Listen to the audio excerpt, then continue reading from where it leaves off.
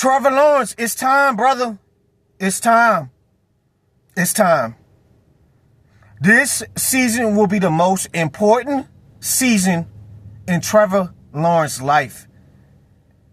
And this is going to be the most important football season of his life, even from high school, college, to the NFL. This is make or break for Trevor Lawrence. We finally have to decide, what quarterback are you, bro? Are you a top 15 quarterback, top 16, or not? It's over for you. This season, this is the most important season of his life. Let's get started.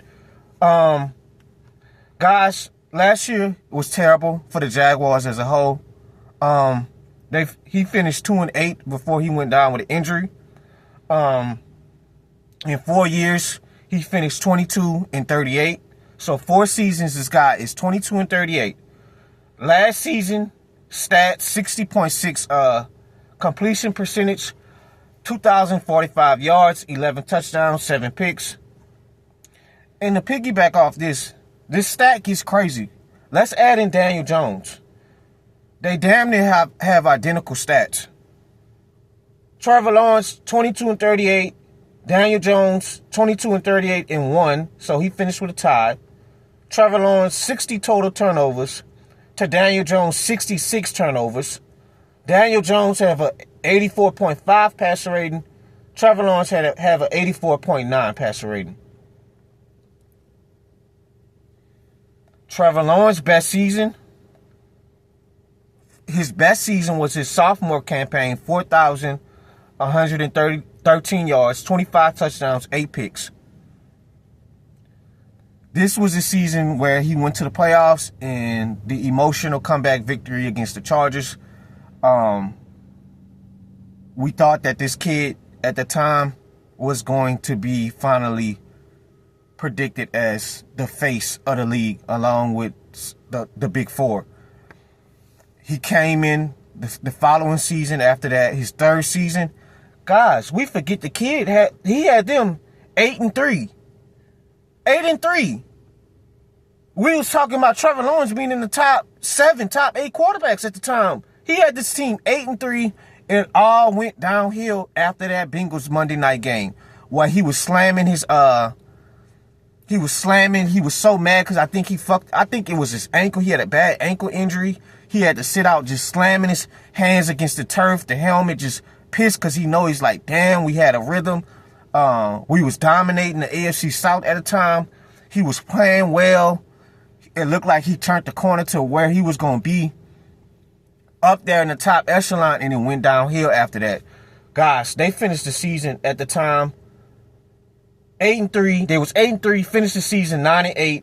They lost, they went 1-6 in their final 7 games, and they lost to the Colts game, week 18, where he was just bad. The whole team was bad.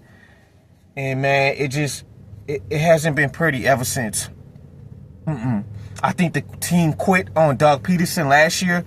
The offensive line was bad. The running game was bad. Trevor Etienne was bad. Was terrible. I think Tank Bigsby should be the starting running back. I think Tank Bigsby run hard. He hit the hole. I need to see more out of Etienne.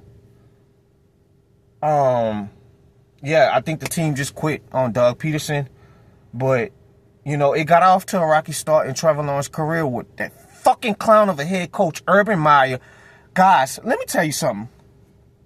When you have a drunk, I wouldn't be surprised if Urban Meyer wasn't coming to the games coaching the Jaguars drunk off his ass. I don't know what the hell that was with Urban Meyer. I don't know what was that with Urban Meyer, guys. That was terrible. You can't bring Trevor Lawrence into that crap and expect to win many games. And then a lot of the players, they didn't respect Urban Meyer at all. At all. You come in here being arrogant, thinking you're bigger than the program because you're Urban Meyer. Them NFL players are not going to respect. You're going to get your ass out of here. Then you was fooling around with young women with your wife. I ain't even going to get to that. let's get back to Trevor Lawrence. You can't expect your generational quarterback that was hyped up to be generational to come in and win games like that, dog. Then on top of that, Urban Meyer gets fired. Doug Peterson comes in. You know, it all went bad after the Bengals game, like I said. And you're on your third coach, Liam Cohen. So, as for the generational and my take on that and the bus, first of all, guys, we gotta we throwing around the bus word a little bit too loosely for my liking. He's not a bus, guys. Trevor Lawrence is not a bus. He's not a bus. Nah, no. Has he been underachieving? Yes. Has he been underachieving to generational talent on how he was propped up in his draft class? Yes, he's kind of underachieving, but he's had highs. He has lows. He's a quarterback that's had highs and lows. No different from Jameis Winston. No different from your former first-round pick, Kyler Murray. You know, at least you could say with Kyler Murray, he's been in MVP conversations a few years back when he had them in the playoffs a few years ago. It's kind of been highs and lows with Kyler as well. But for the most part, Trevor Lawrence, he's been decent. He's been middle of the road. He's had, coming into his third season, he had him 8-3, top 10 quarterback, playing like a top 10 quarterback. So it's been highs and lows. So would you put him in the same category as Zach Wilson? No. Zach Wilson is a bust. Do you put Trevor Lawrence in the same category as Mitch Trubisky? No, Mitch Trubisky is a bust. Do you put him in the same category with Josh Rosen? Josh Rosen a bust? No. Do you put him in there with Kenny Pickett? No. You see what I'm saying, guys? You put him in that category. Jameis had highs and lows at the time. You know, when he was playing in Tampa.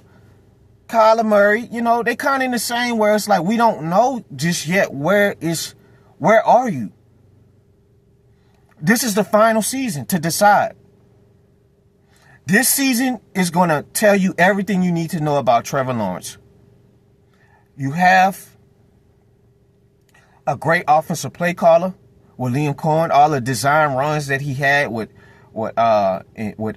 Tampa, and opening the passing game up and opening the running game up with Bucky Irvin. And you come over here and you get Trevor Lawrence his confidence back. And that's the main thing. You know, Trevor Lawrence got off to a rocky start with Urban Meyer. You know, the wheels kind of fell off with Doug Peterson. Now we got to get him back to playing some good, fundamentally sound football now. Because I watched some of the tape last season. It wasn't good. Guys, I watched a video where they had two curl routes, two receivers coming in curl routes. The defense had, the slot corner had the underneath zone, and then the outside corner had outside deep zone. So if you got two receivers running curl routes, the slot corner can only cover one of the receivers. So you have a receiver open on one of the curl routes, you check it down. You got to be able to read better defense in that. And that's where Liam Cohen is there to slow the game down for him again. That's all. That's all, guys. So, like I said, you know, they bring in this guy, Grant Udunski. He's a new offensive coordinator.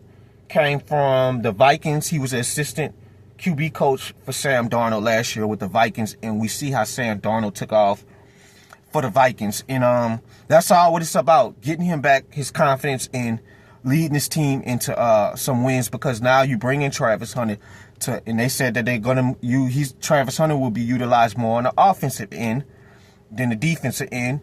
We know Brian Thomas took off, was probably second best to Malik Neighbors. Played phenomenal last season, Brian Thomas, with his speed. And, you know, the defense got Josh Allen Hines. Trayvon Walker has been good. Not great. I bet you if the Jaguars wanted to do the draft over again, they'll take Hutch over Trayvon Walker. But Trayvon Walker's been pretty good. So, like I said, we're going to see. But excuses is out, bro. You know, I'm rooting for you. I think you have a lot of talent. And he may not never reach that generational talent, guys. That don't mean he can't be good. But you can't just be middle of the road, Trevor Lawrence. You can't be middle of the road. And a lot of it is not your fault, bro. I know you went into a bad situation. Your offensive line was bad last season. But we don't have no more excuses. When you're the number one pick, you have to perform. He's not a bust, guys. He's just underachieving a little bit. And I think he's going to pick it up this season. And I think the Jaguars are going to be much better. I don't know if they're going to make the playoffs, but I do think they'll be much better. And I think this offense is going to take off with Liam Cohen. So we'll see with Trevor Lawrence, guys. I'm out.